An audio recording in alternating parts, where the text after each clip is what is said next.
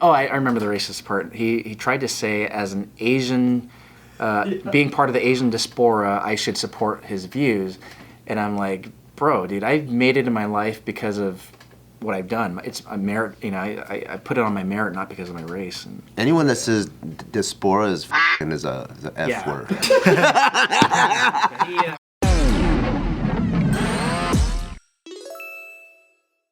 Welcome back to another insightful episode of Be Careful Boys, where we have Aram Choe once again. Hey! I can't get over that, dude. The way it looks when you go like this. I'm gonna ask you an interesting question. Sure. It's a hot topic right now in different ways, but I want to know how it has affected your, I guess, entire precinct, all of that. How has DEI affected the police force for you? He's like, I got hired because of it. Yeah. I'm just kidding. Got my job. Hey, could be tight.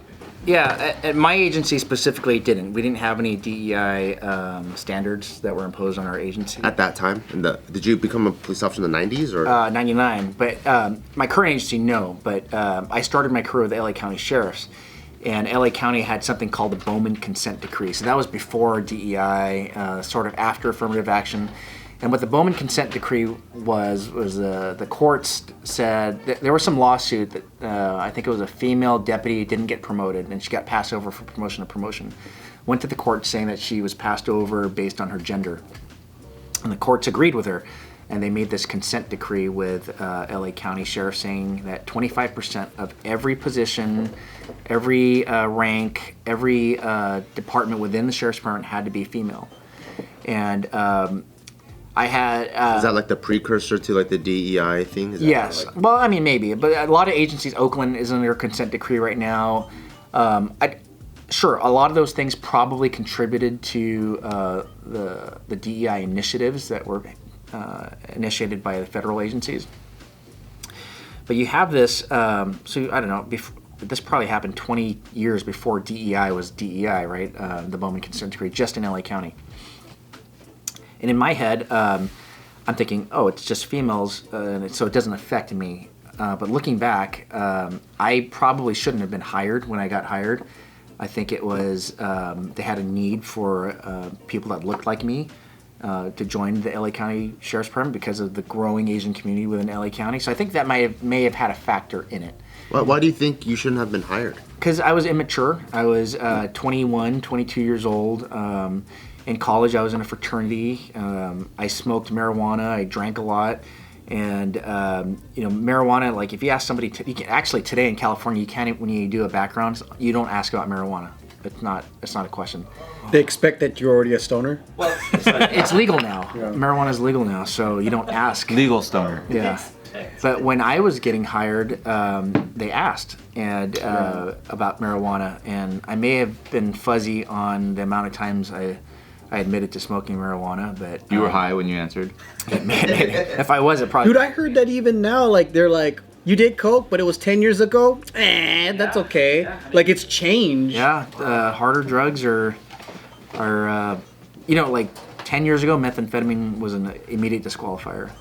But if you applied now and said that you did that several years ago and you haven't since, then it'll be okay. Because I heard that, like, recreational drug use is more accepted than debt. Is that true or false? I guess it changes from agency to agency. Oh, okay. So, like at my agency, debt is not so much debt, but credit usage. Bad credit score? Because it's a huge factor. If you are in a huge amount of debt and you just happen to go up on a grow house where they happen to have a large stash of cash, how tempting is that for you to take that to satisfy that debt and all that stuff? Yeah. Well, it's justified because then you can satisfy your debt and you can fight crime better. Just one quick solution. Sleep better. And to those officers that do that, number one, it's a crime to do that. Like Denzel Washington? Yeah. And in the movie, they do say that, right? I forget what movie it was, but they said, hey, I know your son's having surgery or is ill. Take this. It's going to help you out. I mean, they would never know. It's just going to go in evidence anyway. Is that Night Watch? No. I love when they say that. It's that's great. Evidence anyways. But you can justify the crap out of it. But what's right is right. What's wrong is wrong. I mean, that's one of those black and white things. But they dramatize that in the movies. But it does happen. You have to think it happens, and so we that's one of those factors that you think about. How do you get in debt? Number one, a myriad of factors. So we look into that. Was somebody racking up student loans? Okay, that's different, and couldn't get a job. That's way different than someone utilizing credit cards to buy guns, cars, boats. And that's just irresponsible. And if you're showing a pattern of irresponsibility in your home life, what's it going to do in your professional life? And I do believe that there's a translation. So we examine the debt. We don't just say you're in a tremendous amount of debt. What if it was like hella protein because you're trying to be jacked, so you could be a big officer? That helps us out. We'll take that. That's Pro Shop credit card. So you felt like when you were applying? Yeah, looking back, so I mean, I remember one of my good friends, who was a Caucasian guy, wanted to be a firefighter, and he wasn't selected. And back then, if you were a white guy, you weren't getting hired on the LA County Fire. So that's a real thing? Because I saw Adam Carolla talking about his thing with that. Yeah, it's true. Wow. What do you mean? Like they're like, we got too many of you whites already. That's exactly what it was. It was an affirmative action. Wow, that was real. No way. Wow. I thought even beyond that though, for firefighters, they just hired family and friends. Well, there was a lot of nepotism. I mean, because look, even now, our best recruiters are people within the agency. We'll ask people, hey, do you know anybody that wants, not people my age, because people I hang out with are usually older, but the younger officers who are doing good, do you have any classmates, do you have any friends that you played football with that want to become cops? Bring them on a ride along.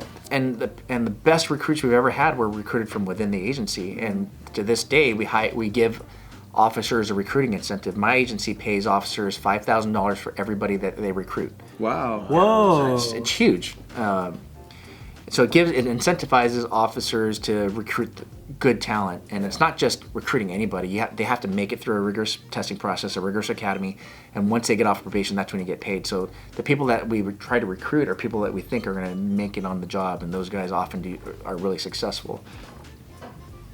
Whoa. So do you feel like there's any direct or indirect concept of DEI in the agency today? Not at my agency, but yeah, LA County sheriffs, the big agencies that are under the microscope, LAPD, San Francisco, NYPD. I mean, you see it. You see stories all the time of incompetence just because someone was selected based on their demographic. And the thing is, DEI, there was a post I posted recently on my page, my Instagram page, where I had a back and forth with someone. It's funny, I was like, did you see that? Because I commented on his DEI post. Yeah, I did too. Oh, no, I didn't. And so this lady basically said DEI is, it's inclusivity for everybody and makes everybody better, workforces better. And I argued against it because DEI in of itself, if you separate it, yes, we should have diversity. We should have equity. We should have inclusion. It makes every organizations better, but they should have it. But it should be merit based. There should be a meritocracy on there. And the thing is, the analogy is this: if I'm on an airplane, and do I want the pilot to be the best pilot selected because he was the best pilot, or because he was hired based on race, gender, whatever, right? And wasn't necessarily the best pilot. I want to be up in the air with someone that knows what they're doing. And so it should be merit based. You want a cop that was selected because they had the integrity, the moral standards, the character to be a police officer, or do you want? No, I want the most lesbian cop. Yeah, preferably. And the thing is, can you have lesbians that are good pilots, good cops? Yes. Can you have people of all races and all genders be the best? Yeah, absolutely. But to take the merit away from that, I think not only takes away from the profession, but it takes away from that individual. I would never want to be hired knowing I was hired based on my race or gender or whatever. I want to know that I was selected because I competed through a process and was competitive in the process and selected. I like diversity, but not if it risks lowering the standard. Yes. If the standard's the same, obviously, like get it as diverse as possible. But if you have to lower the standard, and if the standards are there to uphold how well you're able to do the job, that's when it's scary. Because if it's like, you always hear pilots have like better than 20/20 vision, like 2010 or 2015. Because I was looking into this too, and then I made the comment that I wrote to him was there's two, like the ones that support the DEI, they think this is a continuation of the Civil Rights Act. So they think that, if DI wasn't in place, then it would just be nepotism amongst whites. And even if you are qualified, because of the color of your skin, you won't get in. That's their mentality behind why the DEI should be in place, right? Yeah. The opposing side, which is pretty much what we all believe, is it should never be, forced outcomes because you just need that color there.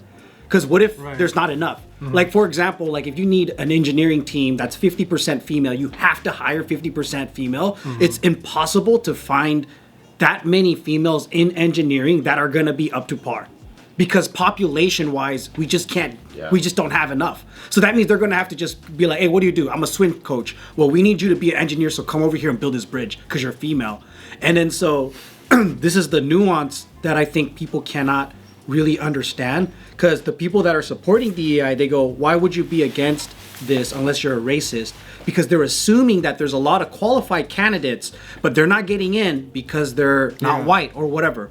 Yeah. But then I think when you look into it, it's really just like, is it merit based? And then like how much of this is actually because of nepotism? And they're not, I don't think people are actually answering that yet. Yeah. I think it's a little broader than that too, though. Like there's the conversation that goes into like the systemic racism issue, right? Where if it's a meritocracy and everything's merit based, then maybe people of like color or something like that didn't have the same opportunities to earn or be educated to have those skills in that merit and qualify. So like until we bridge the gap of opportunity, it'll be consistently hard in our system with that oppression to like. You know what I tell those people? That they're fucking and dumb as fuck.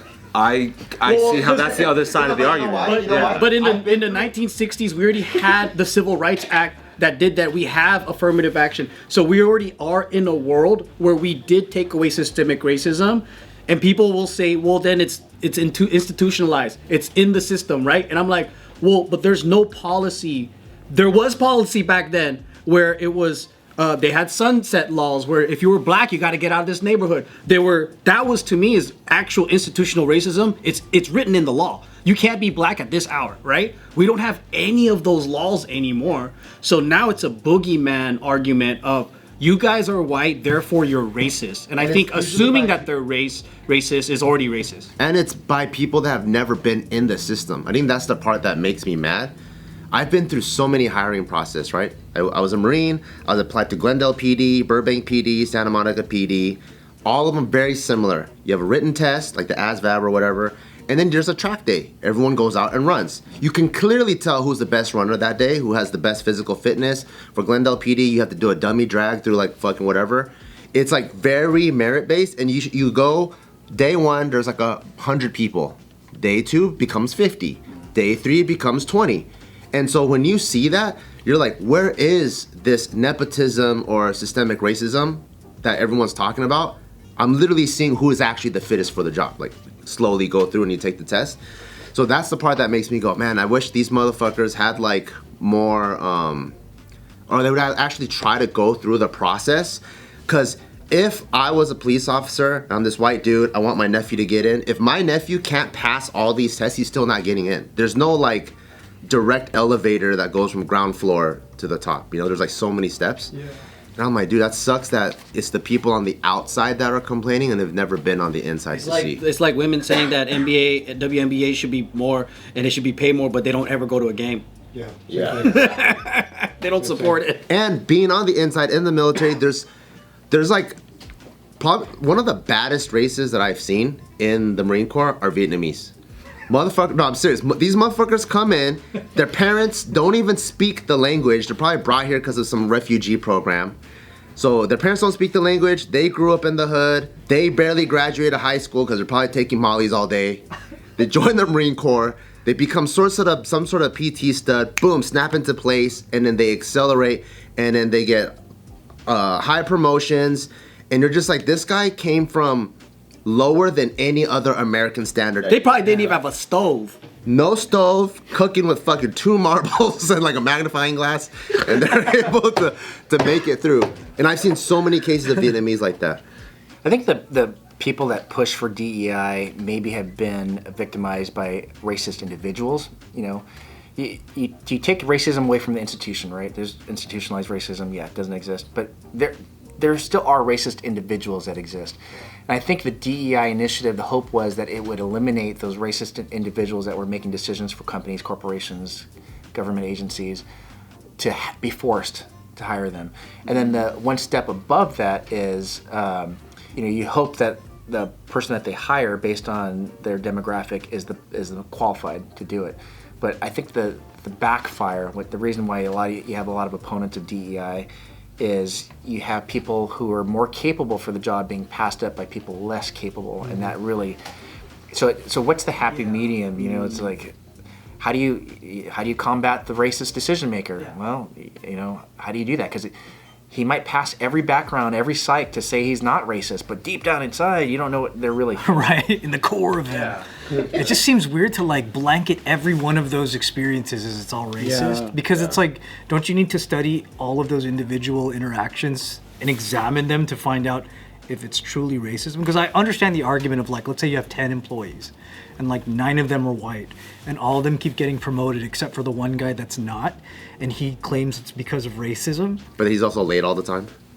But see, the thing is, throughout life, all of you guys could admit that more than you've met racist people, you've probably met more people that are just not as good as they think they are. I remember a lot of that's most of it. and that's more common than there are just straight up racists. Yeah. Like a lot of the Asian creatives, like in entertainment and acting and stuff, the worst ones that always complained about racism, they just sucked in general. Yeah. Like they never went to auditions. They had horrible work ethics.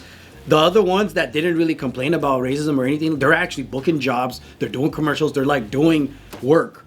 But then the ones that are the loudest and screaming racism and they don't want Asians on the screen, they had the worst work It's ethics. not that I don't think that exists. I think that before you take someone's word for it, you got to examine the situation really carefully. Yeah, I mean, I'm not saying it doesn't exist. Do you suck first? Let's see. Yeah, do you suck? Yeah. Because it's really hard to be undeniably great. Like, Yeah. if it's like, why would they not pick you? Because then that means like 90% of the people who don't make it in American Idol probably think the judges are racist. Yeah. You know what I mean? Like, a lot of them probably yell crazy stuff when they walk. They said Randy Jackson was racist. They said he had like a no white policy for a while, for a couple seasons. No, I just know. Sorry, misinformation. I think it's very common that people are delusional about why they didn't get things. And that's so 100% right, because that's me. I'm the guy. I'm that guy. If I didn't make the fitness test, I would have said All the way up until you got your black belt, you would say that. Yeah, I was like, I don't deserve this. And in that same conversation that we were referencing, a couple of slides later, this guy who's pro DEI now throws the prejudice against me, saying that not racial. There was some racial prejudice, but the main point of it was that I was a cop and that I must be. I forget what the phrase was, but Like you suck white dick or something? not that. Not only that, but No, he's like, oh, you're a pig. Go figure. He was Or trying like to whatever. minimize his opinion, like, oh, because you're a cop. don't you have anything better to do, like taking away my rights and beating on people? Yeah. And come on, dude. And he just did exactly what the people were hoping DEI initiatives would do, remove the prejudice. But he may have had 1 or 2 bad experiences with a cop, or he's just seen all the bad press with the cops, and all of a sudden we're lumped into one group. And how hypocritical can you be at that point? And he's doing the exact. Oh, I remember the racist part. He tried to say, as an Asian, being part of the Asian diaspora, I should support his views. And I'm like, bro, dude, I've made it in my life because of what I've done. It's a merit, I put it on my merit, not because of my race. And Anyone that says diaspora is fucking is a F word. there was a comment saying that, say, hey, just because you have the word of the day didn't mean you have to use it today or something like that. DEI, baby.